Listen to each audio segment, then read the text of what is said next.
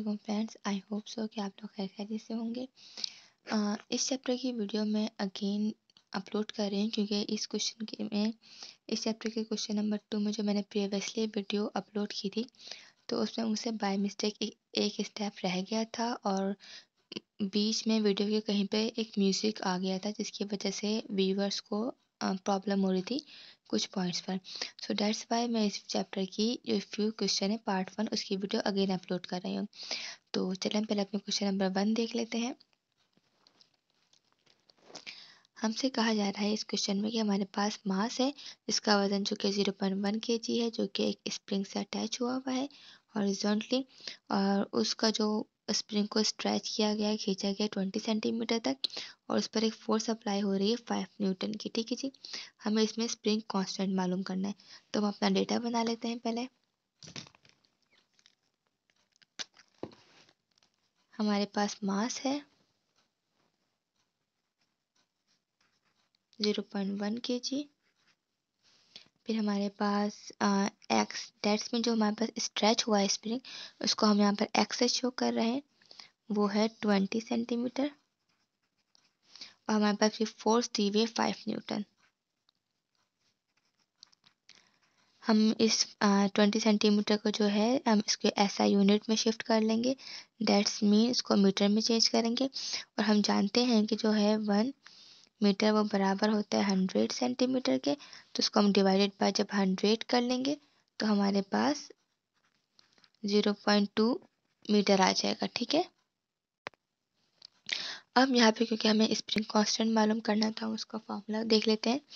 उसका फॉर्मूला होता है फोर्स बराबर होता है के एक्स के यहाँ पे हमारे पास स्प्रिंग कांस्टेंट है और एक्स हमें गिवन है, फोर्स भी हमें गिवन है, तो यहाँ पे अरेंज कर लेंगे। एक्स यहाँ पे मल्टीप्लाई है तो वहाँ पे जाके डिवाइड हो जाएगा, तो हमारे पास ये एफ ओवर एक्स बराबर है के बन जाएगा।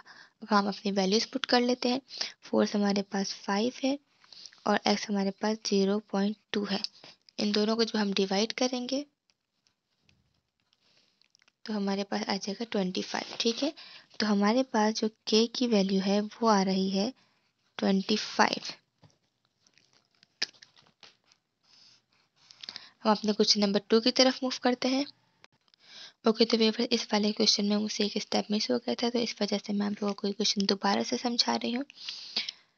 इसमें हमारे पास कहा गया था कि हमारे पास एक स्टील वायर है जिसका डायमीटर दिया हुआ था 0.8 मिलीमीटर और उसकी लेंथ दी हुई थी 1 मिलीमीटर। ठीक है, उसको हमने यहाँ पे क्या कह लेंगे 2 पॉइंट्स के साथ ए और बी के साथ जोड़ा हुआ था और वो हॉरिजॉन्टल प्लेन पे थे। फिर लिखा हुआ था कि इसके बीच में एक ब्लॉक हैंग हो रहा था उसके बिल्कुल वायर के मिड पॉइंट से, जिसकी वजह से हम जानते हैं जब एक ब्लॉक स्टील के वायर पे हैंग किया जाएगा तो वो जो वायर होगा वो थोड़ा सा नीचे की तरफ आ जाएगा। तो उसकी भी एक फिगर हमें यहाँ पे दी हुई है बुक में ऑलरेडी। फिर यहाँ पे लिखा हुआ है जो ब्लॉक हैंग हो रहा है उस वायर से जिस की जो इसका अपना जो डिस्टेंस है वो 1 सेंटीमीटर है और हमसे कहा जा रहा है कि हमें इस ब्लॉक का मास मालूम करना है। तो हमें यहाँ पर एक फिगर दी हुई है जी, तो हमारे पास ये फिगर ऑलरेडी बुक में गिवन है। ठीक है जी, तो हमारे पास यानी कि जो ऊपर की लेंथ है इसमें पहले लिखा हुआ था कि उसकी लेंथ 1 मीटर है। दैट्स मीन 1 मीटर का मतलब होता है कि इसको हम डिवाइड करते हैं सेंटीमीटर में तो 100 सेंटीमीटर बनता है और अगर इसको हम देखते हैं कि जिस बीच के पॉइंट से ये बॉक्स हैंग हो रहा है तो दैट्स मीन कि 50 सेंटीमीटर हमारे पास बनता है। सही, फिर जो बॉक्स है ब्लॉक है हमारे पास ये हमारे पास 1 सेंटीमीटर के डिस्टेंस पे हैंग हो रहा है। जब ये हैंग होगा तो जो ये वाली लाइन है तो ऑब्वियसली वजन पड़ने पर वो कुछ ये इमेजनरी लाइन बनाई हुई है वहाँ तक उसकी ये जो वायर है यहाँ तक आ जाएगा। तो हमें इसमें मालूम करना है मास, तो हम अपना पहले डेटा बना लेते हैं। अच्छा, इसमें पहले एक बात बताते चलूँ कि इस क्वेश्चन में हमारे पास जो यंग मॉड्यूलस बुक में वैल्यू दी हुई है जो वैल्यू हमारे पास सेंटीमीटर में है और इस फिगर में भी हमारे पास जो वैल्यूज़ लिखी हुई थी बुक के अंदर ही वो सेंटीमीटर में थी। तो हम कोशिश करेंगे कि हम इस क्वेश्चन में अपनी वैल्यू सेंटीमीटर में ही लें। ठीक है, तो अगेन हमारे पास जो डायमीटर है वो 0.8 मिलीमीटर है। हमारे पास जो लेंथ दी हुई है वो दी हुई है 1 मीटर जो कि बराबर हो जाएगी 100 सेंटीमीटर की। फिर हमारे पास यंग मॉड्यूलस की वैल्यू दी हुई है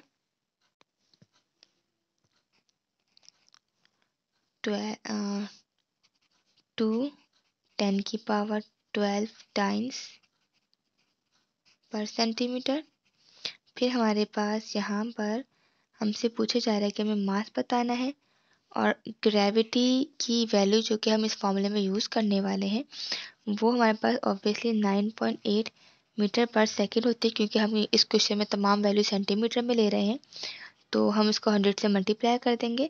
सो we are going to get 98 centimetre per second. ठीक है, तो अब हम अपने जो फार्मूला अप्लाई करेंगे वो करेंगे यंग मॉड्यूलस का। तो फार्मूला हमारे पास है y is equal to F L जो कि बराबर होता है a डेल्टा एल के। ठीक है जी, हम अपने डेटा को कंपैरिजन कर लेते हैं कि हमारे पास कौन सी वैल्यूज़ हैं और कौन सी नहीं है हमारे पास। क्योंकि देखें, अच्छा इससे पहले एक जगह रफ में ये समझ लेते हैं कि हम ये बात जानते हैं कि जो फोर्स होता है वो बराबर होता है वेट के, और जो वेट होता है वो बराबर होता है mg के। तो यहाँ पर हम इस फोर्स की जगह पर mg लिखेंगे क्योंकि हमें यहाँ पे मास मालूम करना है सवाल के अंदर।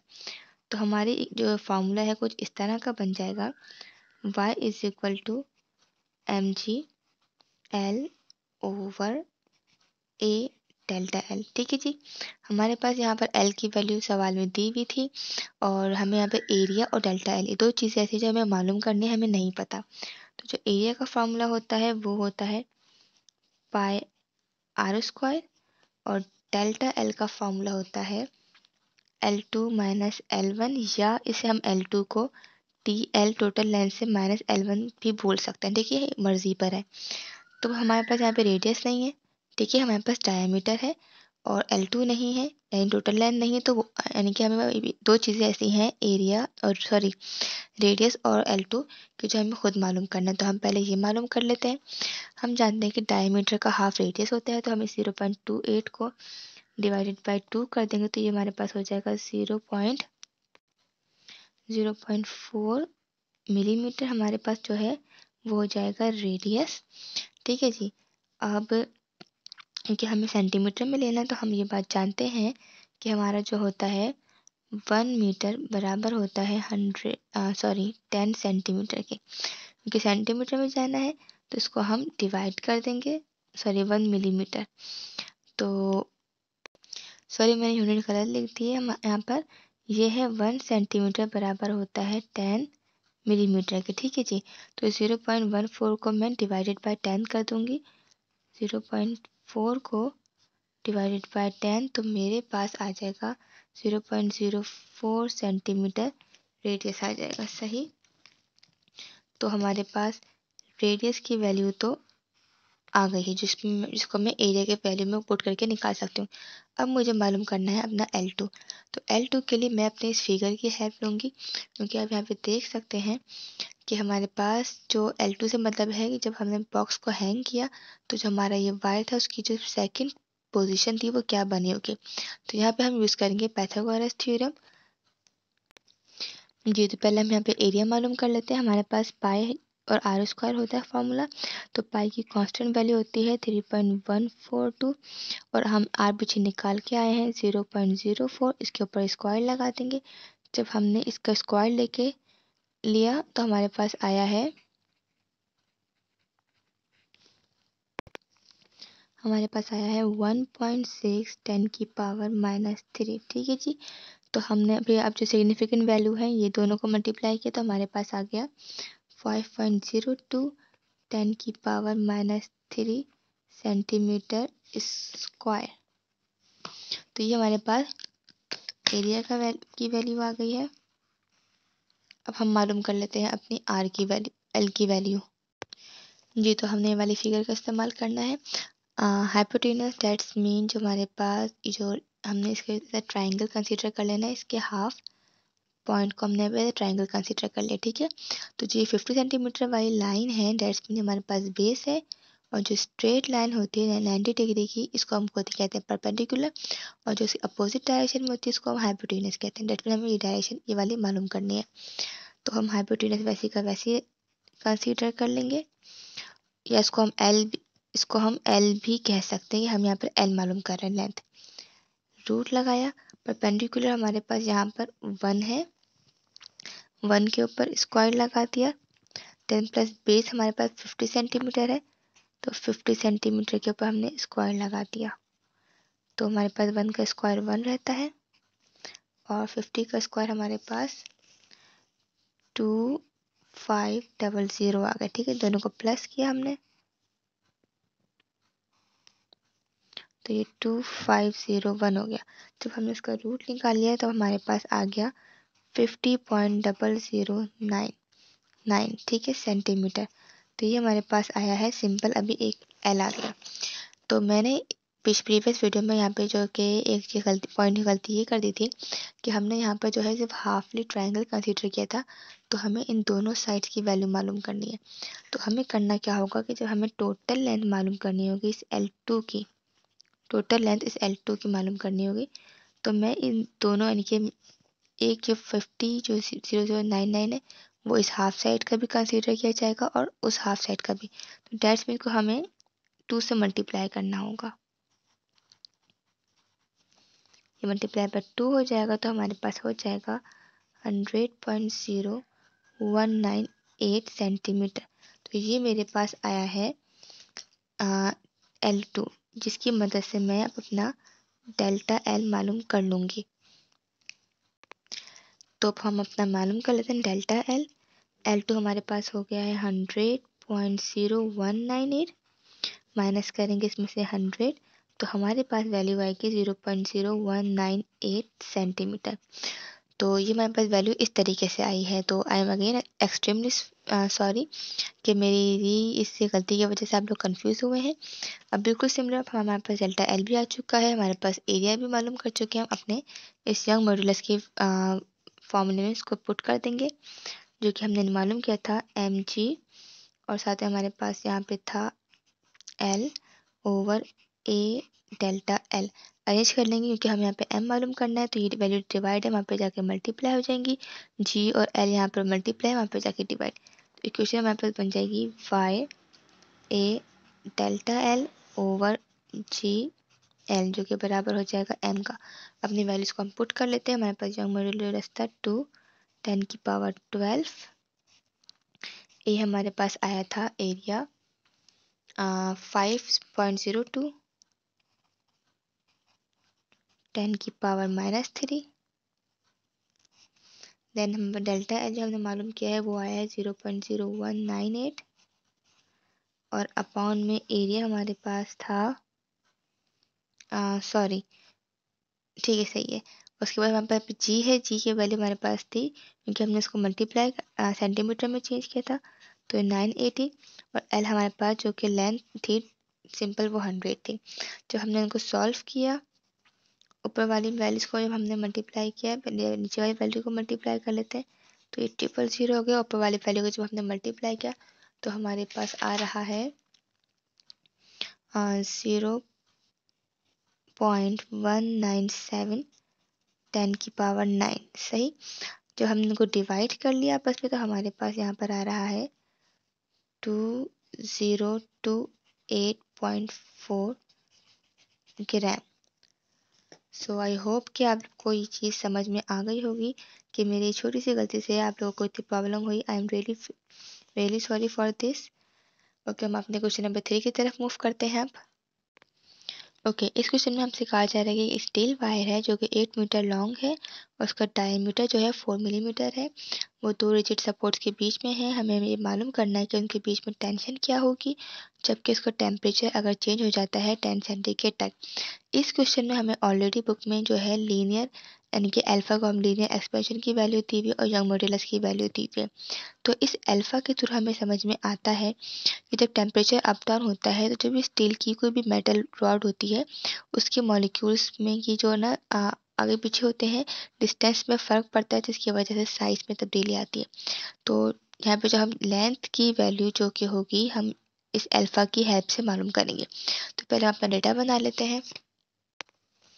ओके जी, हमारे पास ऑलरेडी जो बुक्स में वैल्यू गिवन है वो है कि हमारे पास लेंथ दी हुई है जो कि है 8 मीटर, डायमीटर हमारे पास दिया हुआ है जो कि है 4 मिलीमीटर, अल्फ़ा की वैल्यू हमें दी हुई है जो कि हमारे पास है 12 10 की पावर -6, ठीक है जी, के इनवर्स।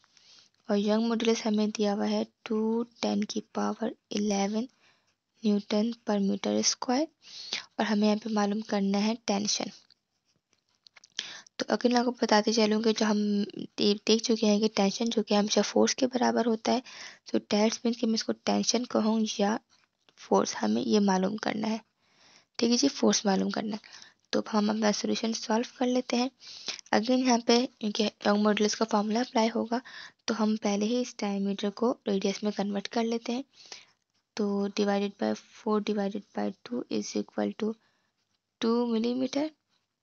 हमारे पास रेडियस आ रहा है, मिलीमीटर को मीटर में कन्वर्ट कर लेंगे तो डिवाइडेड बाय 1000 करने पर हमारे पास रेडियस आ रहा है 2 10 की पावर -3 मीटर। तो ये हमारे पास आ गया है रेडियस। हम पहले अपना यहाँ पे यंग मॉडुलस का फॉर्मूला लिख लेते हैं। यंग मॉडुलस का फॉर्मूला होता है FL A delta L। Again मुझे यहाँ पे F मालूम करना, तो अरेंज कर लेंगे यहाँ पर। तो ये अगेन फॉर्मूला बन जाएगा यूं करके कि ये L हो जाएगा, ठीक है। अगेन सिमिलर हमारे पास यहाँ पे एरिया और डेल्टा L हमें नहीं मालूम, तो हम दो चीज़ें मालूम कर लेते हैं। एरिया का फॉर्मूला हमें पता है पाई आर स्क्वायर, और जो डेल्टा L है इसका फॉर्मूला यहाँ पे जो हम अप्लाई करेंगे वो करेंगे लीनियर एक्सपेंशन वाला, that's mean delta L L1 और डेल्टा T। अच्छा, इस क्वेश्चन में कि हमारे पास टेम्परेचर भी गिवन था जो कि मैं अपने डाटा में लिखना भूल गई हूँ, और टेम्परेचर हमारे पास था 10 सेंटीग्रेड, ठीक है जी। तो हम अपनी वैल्यूज को पुट कर लेते हैं। हमारे पास ये जो पाई है, पाई की वैल्यू अगेन कांस्टेंट होती है 3.142। और हमारे पास रेडियस हमने निकाला था 2 10 की पावर -3, उसके ऊपर स्क्वायर। जब हमने इसको सॉल्व किया तो हमारे पास एरिया आ रहा है 1.256 10 की पावर -5 मीटर स्क्वायर। अल्फा की वैल्यू हमारे पास थी 12 10 की पावर -6, और L1 हमारे पास था 8 मीटर, और ये हमारे पास 10। जब हमने इन सबको मल्टीप्लाई किया तो हमारे पास आ रही है ये वाली वैल्यू 9.6 10 की पावर -4। तो हम अपने इसको फॉर्मूले के अंदर पुट कर लेते हैं, क्योंकि हमने मालूम किया था ये कि F बराबर था वाई ए डेल्टा L ओवर L के। तो उसको अपने फॉर्मूले के अंदर पुट कर लेते हैं। यंग मॉडुलस की वैल्यू हमारे पास थी 2 10 की पावर 11। एरिया हमारे पास आया है 1.256 10 की पावर -5। डेल्टा L हमारे पास आया है 9.6 10 की पावर -4। और लेंथ हमारे पास है 8, ठीक है जी। जब हमने इन सबको सॉल्व किया तो हमारे पास वैल्यू बन रही है, तो हमारे पास वैल्यू आ रही है 301.44 न्यूटन। ये हमारे पास वो टेंशन आई है क्वेश्चन नंबर 3 की। अब जल्दी से क्वेश्चन नंबर 4 भी देख लेते हैं।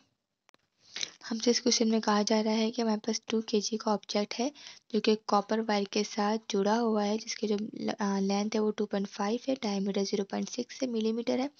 हमसे कहा जा रहा है कि कितनी वो जो है स्ट्रेच होगा, उसकी लेंथ कितनी होगी।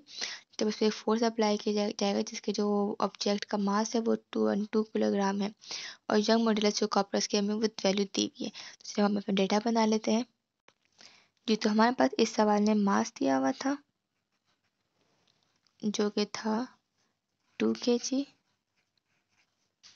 फिर हमारे पास लेंथ दी हुई थी जो कि थी 2.5 मीटर लॉन्ग। डायमीटर दिया हुआ था जो कि था 0.6 मिलीमीटर। अगर इसको हम रेडियस में कन्वर्ट कर लेंगे, मीटर में लेके चले जाएंगे, सही है।